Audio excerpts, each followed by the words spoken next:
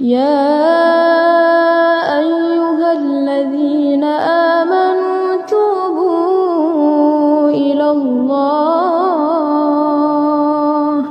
توبوا إلى الله توبوا إلى الله توبة نصوحا. Barang siapa yang sholat malam dengan 10 ayat saja, maka tidak ditulis sebagai orang yang lalai. Artinya dia, setelah itu dia akan menjadi orang yang sibuk dengan hal-hal yang positif. Itu 10 ayat. Perlu Anda tahu ya, Al-Fatihah 1 ayat.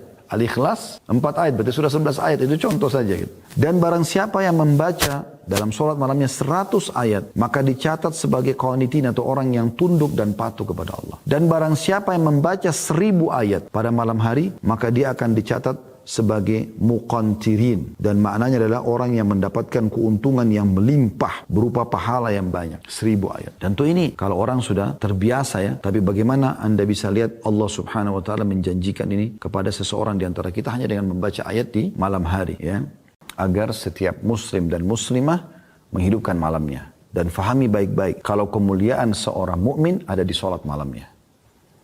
Apapun yang kita inginkan kita bisa dapatkan di sholat malam itu. Kayak misalnya kita ingin dipenuhi hajat kita, berdoa kepada Allah Subhanahu wa taala. Bisa. Atau ya, kita ingin diselesaikan permasalahan yang sedang kita hadapi, juga bisa. Ya. Atau kita ingin menambah derajat kita di surga supaya lebih tinggi derajatnya, juga bisa. Gitu.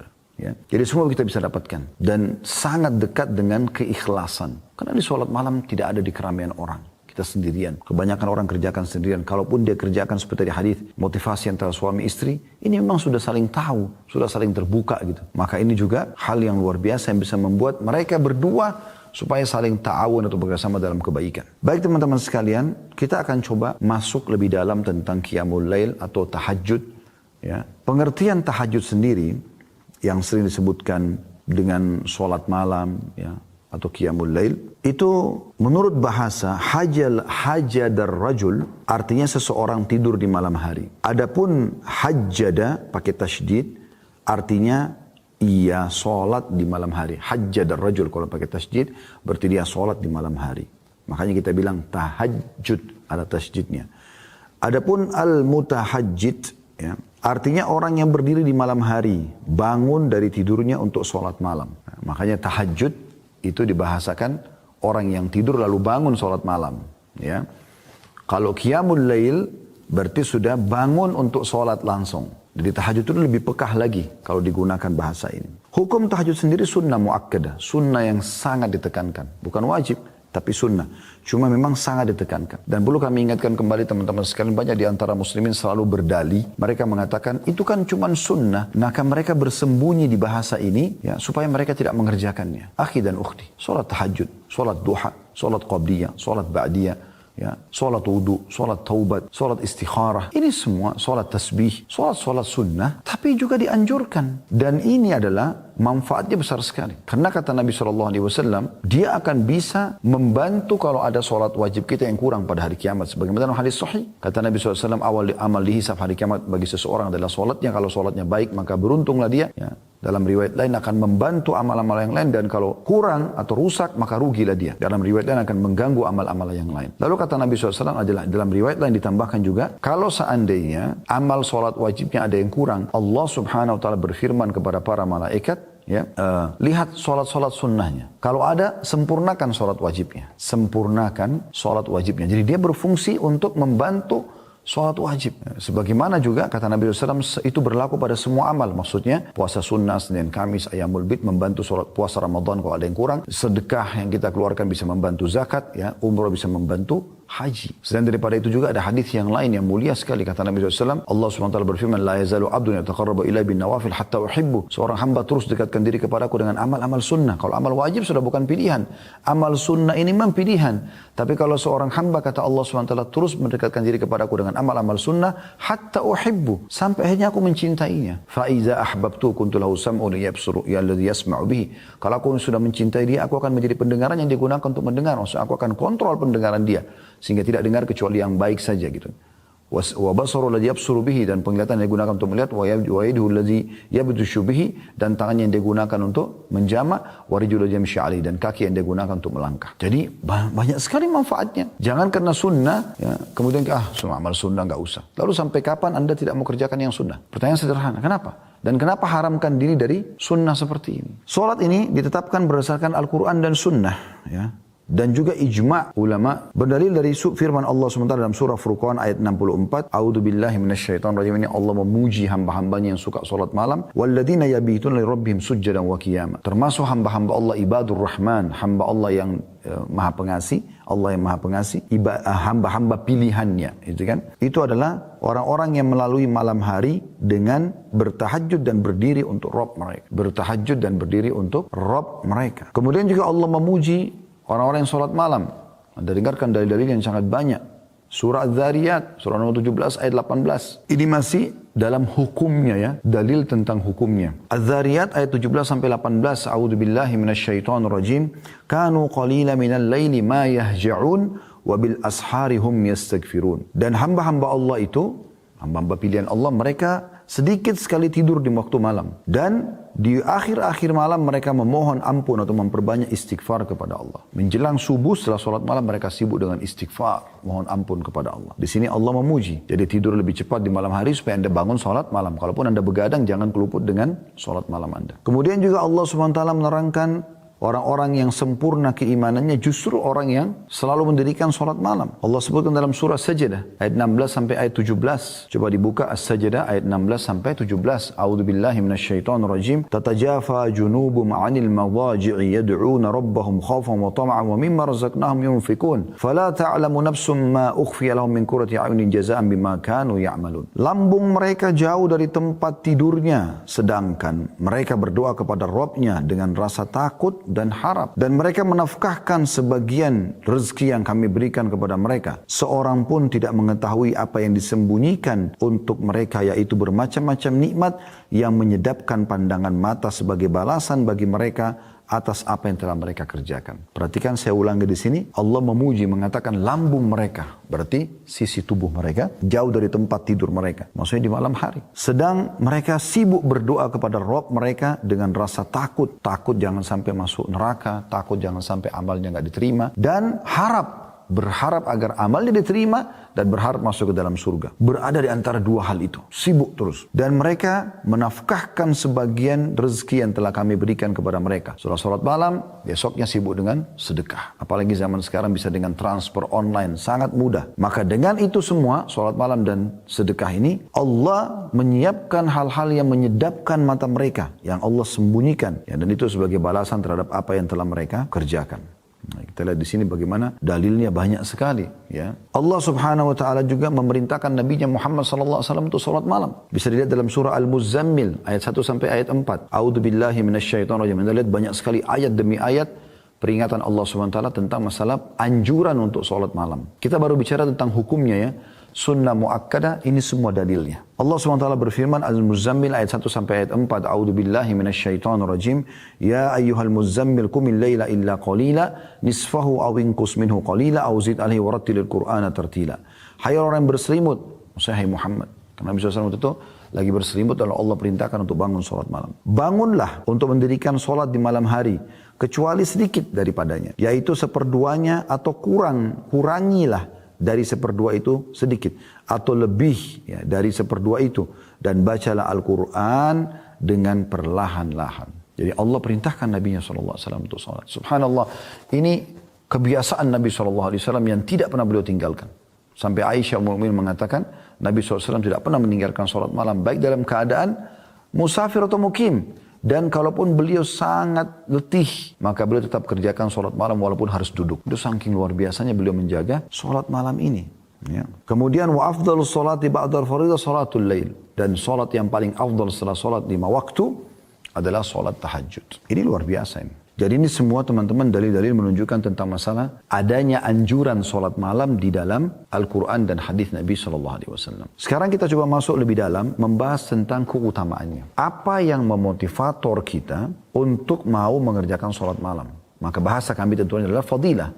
Fadilah daripada amal tersebut ya. Fadilah akan kita kerjakan, ya, apa fadilah yang dijanjikan, keutamaan dijanjikan oleh Allah Subhanahu wa taala. Ya kan kita kalau ditanya apakah Anda ingin rajin beribadah, Anda ingin menjadi orang soleh bagi laki-laki dan soleh bagi perempuan, saya yakin Anda jawabannya iya.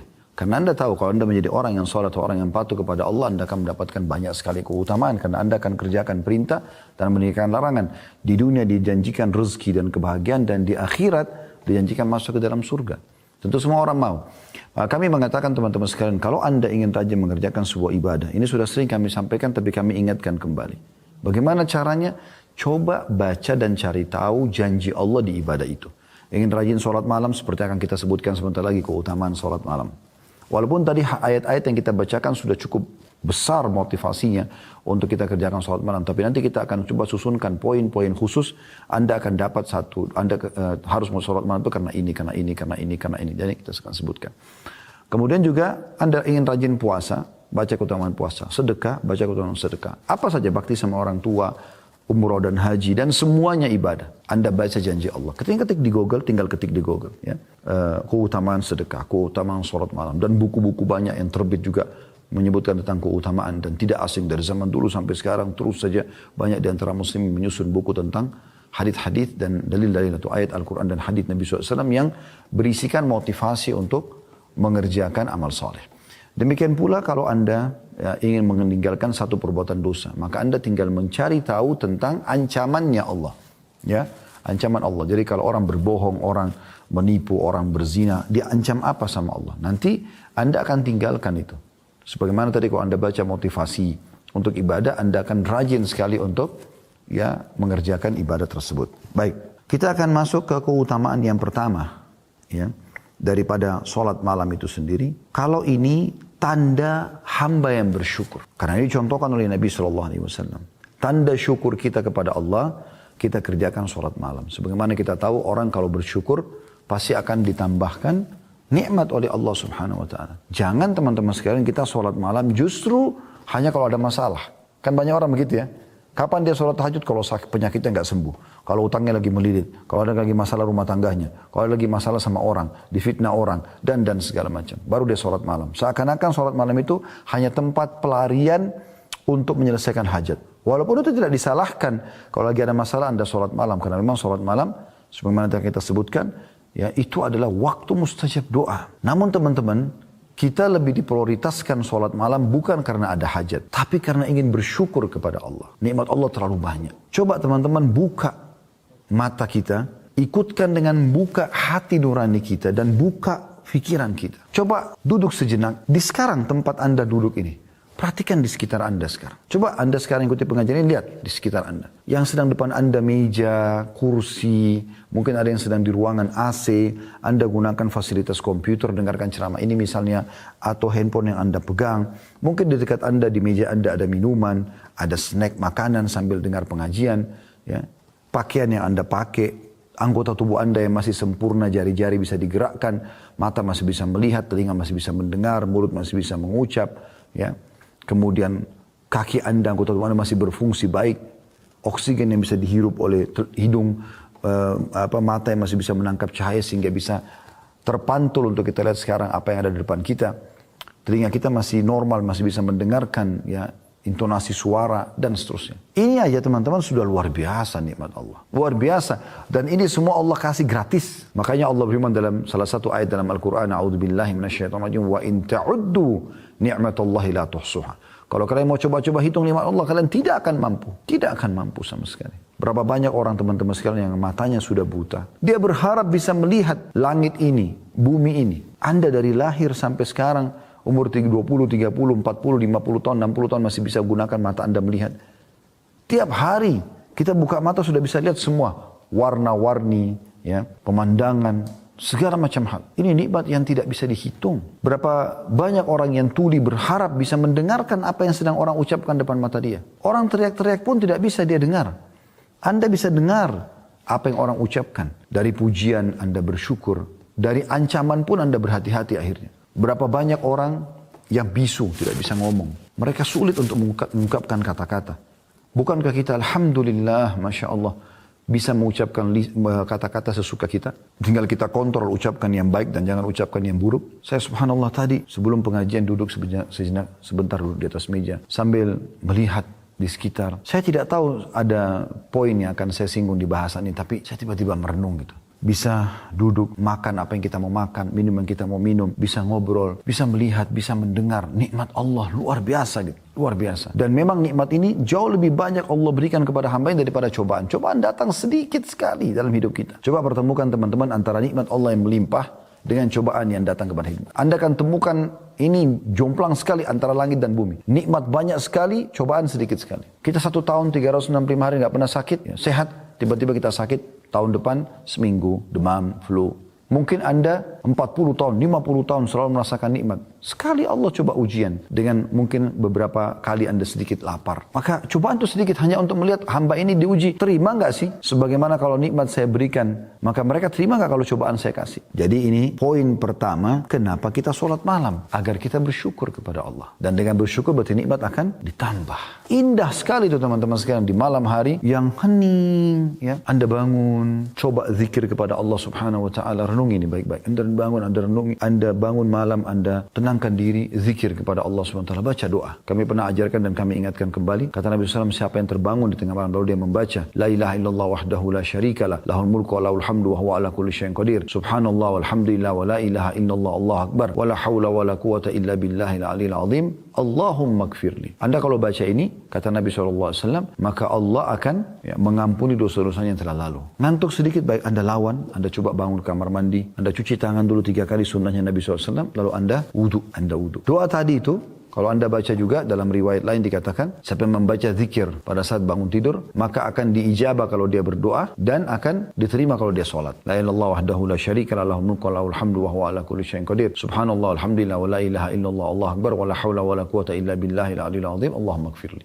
Jadi kalau Anda baca itu, Anda kalau berdoa diterima doanya. Kalau sholat diterima sholatnya. Dan dosanya diampuni yang lalu. Coba Anda bayangkan bagaimana. Wudu dengan tenang, ikhlaskan niat kepada Allah, tebahkan sejadah Anda, pakai mukena Anda kalau Anda wanita. Lalu Anda pakai baju yang terbaik, semprotkan minyak wangi antara Anda dengan Tuhan Anda, di tubuh, di pakaian Anda, di sejadah Anda. Kemudian niatkan ikhlas kepada Allah SWT. Bisa minum air dulu 1 gelas. Minta, ya Allah ikhlaskan niatku, aku ingin sholat untukmu. Lalu Anda sholat. Coba lakukan sholat terindah yang pernah Anda lakukan. Semua penuh dengan tumaknina, ketenangan. Allahu Akbar. Baca iftitah dengan tenang. Atur nafas Anda. Wajjahtu wajhiya lilladzi fataras samawati wal arda hanifan muslima wa ma ana minal musyrikin. Aku mengarahkan wajahku kepada pencipta langit dan bumi ini. Dan aku berpegang pada agama Islam yang lurus ini. Menyerahkan diri kepadanya. Dan aku bukan termasuk orang musyrik. Inna salati wa nusuki wa mahyaya wa mamati lillahi rabbil alamin. Sesungguhnya ibadah-ibadahku, kehidupanku, sembelihanku untuk Allah Tuhan alam semesta. La syarika lahu wa bidzalika umirtu wa ana minal muslimin. Tidak ada sekutu bersamanya. Dan begitulah aku diperintahkan dan aku termasuk orang yang menyerahkan diri. A'udzu billahi minasyaitonir rajim. Bismillahirrahmanirrahim. Aku berlindung kepada Allah dari syaitan yang terajam atau terkutuk,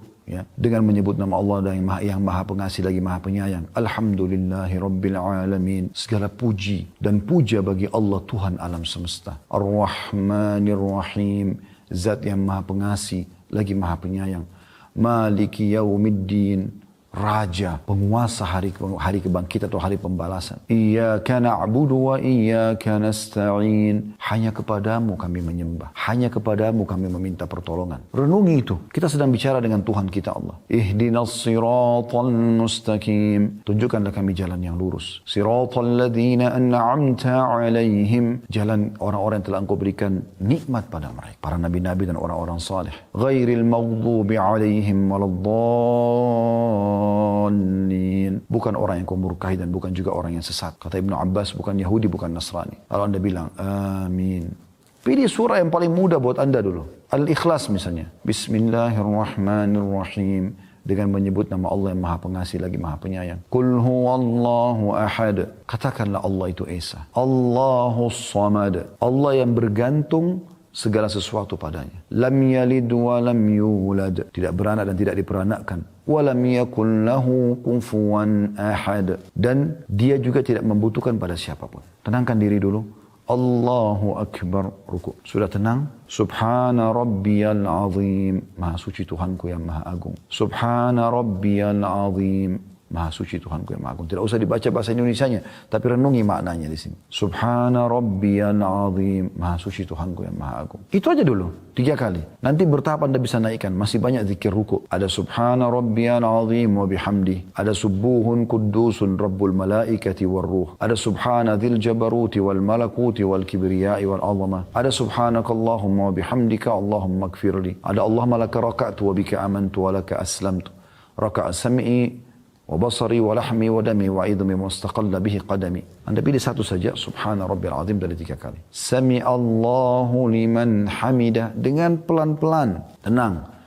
Allah telah mendengar siapa yang memujinya. Lalu kita baca Rabbana walakal hamd. Wahai Tuhan kami segala puji bagimu. Mil'us samawati wa mil'ul ard. Puji-pujian itu memenuhi langit dan bumi. Wa mil'u ma syi'ta min syai'in ba'd. Dan sepenuh yang engkau inginkan. Jadi kita memuji Allah luar biasa. Di antara riwayat lain juga kita disunnahkan membaca hamdan kathiran tayyiban mubarakan fi. Puji-pujian yang banyak, yang penuh dengan berkah.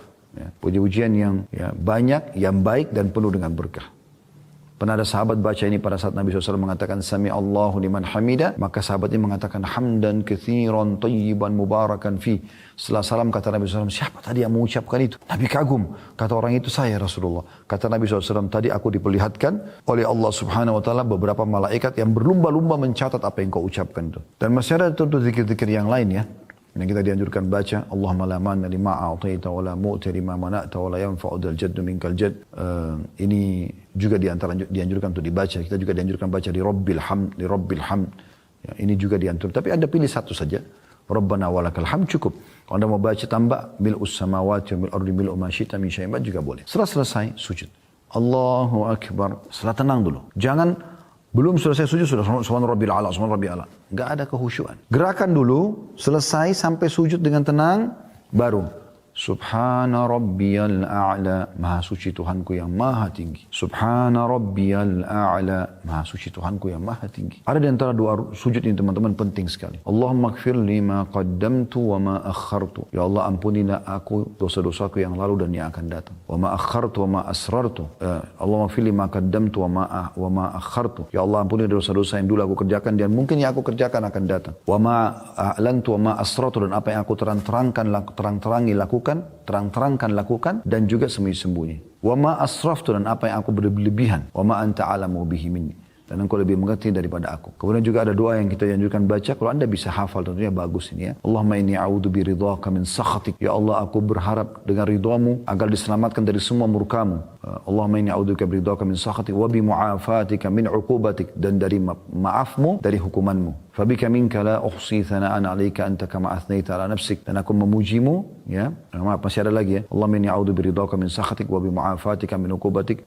Ya betul itu. Fabika minka la uhsi thana'an 'alaika anta kama athnaita 'ala nafsik, dan aku menyebut puji-pujian ini yang mungkin ya yang lebih pantas engkau lah ya Allah yang menilainya. Sebagaimana engkau memuji dirimu gitu. Anda cuma mampu 2 rakaat dulu, enggak masalah. Bertahap nanti, pelan-pelan, mungkin sudah seminggu Anda lakukan konsisten, 2 rakaat saja, Anda meningkat 4 rakaat. Sudah konsisten, Anda meningkat 6 rakaat. Setelah itu 8 rakaat. Kemudian setelah itu Anda coba tambah witir dengan 1. Sudah bagus konsisten, witirnya 3, jadi hanya lengkap 11. Setelah itu Anda tinggal komitmen saja. Konsisten menjaga istiqamah sampai Anda wafat. Nanti kalau Anda mau lebih berjalan waktu, biasanya Allah kasih kita kemudahan-kemudahan ya.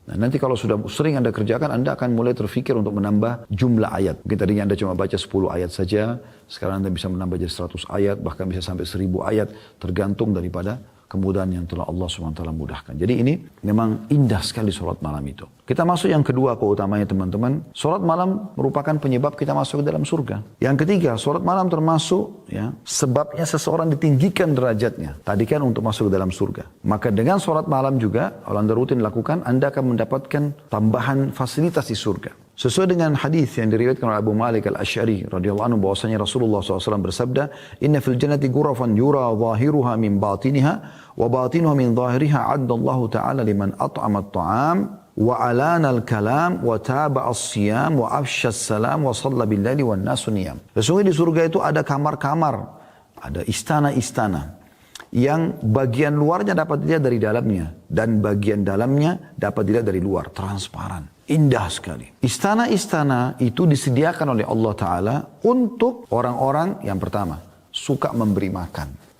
Traktir orang. Selalu berbagi makan, kasih makan orang. Yang kedua, berkata-kata yang lembut, sopan, santun, walaupun orang sudah teriak-teriak depan dia, dia tetap biasa saja. Yang ketiga, mengikuti puasa, maksudnya dari puasa ke puasa. Rutin mengerjakan puasa. Ya, tidak bicara wajib lagi, ini sunnah-sunnah semua ini. Kalau wajib sudah pasti dikerjakan. Gitu. Yang keempat, menebarkan salam, suka mengucapkan salam.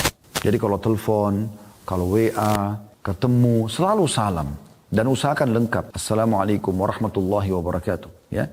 Karena Assalamualaikum 10 pahala, warahmatullah 10 dan wabarakatuh 10 sebagaimana dijelaskan dalam hadis Nabi SAW. Dan yang kelima saksi bahasan kita adalah dan sholat di malam hari ketika manusia sedang tidur. Nah, dengan itu kita akan mendapatkan tadi istana tambahan di surga. Hadis ini riwayat Ahmad jilid 5 halaman 343 dan Ibnu Hibban juga menyebutkan di Mawarid, di kitab Mawaridnya nomor 641. Yang keempat adalah orang yang mengerjakan sholat malam teman-teman dikategorikan orang yang muhsin. Maksudnya orang muhsin ini orang yang baik di pandangan Allah subhanahu wa ta'ala. Allah subhanahu wa ta'ala menyebutkan tentang sifat orang-orang yang berbuat baik atau muhsin ini di dalam Al-Quran. Di dalam surah Az-Zariyat ayat 17-18 tadi sudah kita bacakan tapi saya ingatkan kembali. A'udzu billahi minasyaitonir kanu qalilan minal laili ma yahja'un bil ashari hum yastaghfirun. Orang-orang yang muhsin, orang yang baik di pandangan Allah subhanahu wa ta'ala adalah orang yang mereka sedikit sekali pada malam hari mereka tidur dan mereka di waktu sahur memperbanyak istighfar, maksudnya sholat malam di sini. Poin yang keenam ini teman-teman sekalian, sholat malam merupakan penyebab pembersihan dosa dan sekaligus tradisi daripada orang-orang saleh sebelum kita. Disebutkan dalam hadis Nabi SAW dan hadis ini diriwayatkan Tirmidzi dalam Kitabud Da'awat di nomor 3549 Al-Hakim jilid 1 halaman 308 ya, dan hadis ini disahihkan oleh Syaribani dalam Sahih Sunan Tirmidzi jilid 2 halaman 178 yang berbunyi kata Nabi SAW, "Alaikum biqiyamul lail fa innahu da'bus salihin fa innahu da'bus salihin qablakum." Selalulah jaga salat malam karena itu tradisi atau kebiasaan orang-orang saleh sebelum kalian. Wa huwa qurbatun ila rabbikum, dan dia terhitung ya pendekatan diri kepada Tuhan kalian Allah. Wa mukaffirun lis-sayyi'at, dan dia membersihkan dosa-dosa. Wa manhatun lil atham, dan juga mencegah perbuatan-perbuatan dosa. Saksi bahasan kita dari 4 keutamaan ini ya, adalah yang ketiga, pembersihan terhadap dosa-dosa. Jadi yang pertama itu kebiasaan orang-orang soleh sebelum kita. Yang kedua, pendekatan diri kepada Allah SWT. Yang ketiga, pembersihan dosa. Yang keempat adalah mencegah dari perbuatan dosa. Artinya orang kalau mendirikan sholat malam diharapkan nanti dia tidak akan melakukan insya Allah dosa-dosa setelah itu. Ya, akan ada tameng dia. Jadi sulit kali ketemu antara orang yang buat dosa dengan sholat malam. Seperti itulah kurang lebih. Selanjutnya, yang keenam adalah dia sholat yang paling afdol setelah sholat fardu 5 waktu. Yang ketujuh, ya, dia dihitung sebagai kemuliaan seorang mukmin. Ini sudah kita singgung di mukaddimah tadi. Tapi ini keutamaan juga tersendiri. Tadi kita baca cuma bagian akhir hadis. Hadis lengkapnya begini. Kata Nabi SAW, atau Jibril berkata kepada Nabi SAW pada saat bertemu, "Ya Muhammad, ish ma syi'ta fa innaka mayyitun." Hai Muhammad, hiduplah sesukamu, toh juga kau akan mati. Wa ahbib man syi'ta fa innaka mufariku. Cintai siapapun yang kau inginkan, tapi pasti kau akan berpisah dengan dia. Wa amal ma syi'ta fa innaka majziyun bihi. Berbuat sesukamu, toh juga kau akan dibalas dengan perbuatanmu. Kalau baik kau akan dapat balasan, kalau buruk kau akan dihukum. Thumma qala ya Muhammad syaraful mu'mini qiyamul lail. Lalu Jibril mengatakan, wahai Muhammad, ketahuilah kemuliaan semuanya berkumpul bagi seorang mukmin justru di salat malamnya. Wa izzuhu istighna'u 'anil nas. Dan ya, kehormatannya justru ada pada saat dia tidak bergantung pada orang lain. Hadis ini hadis sahih diriwayatkan oleh Al-Hakim di jilid 6 ya, halaman 325.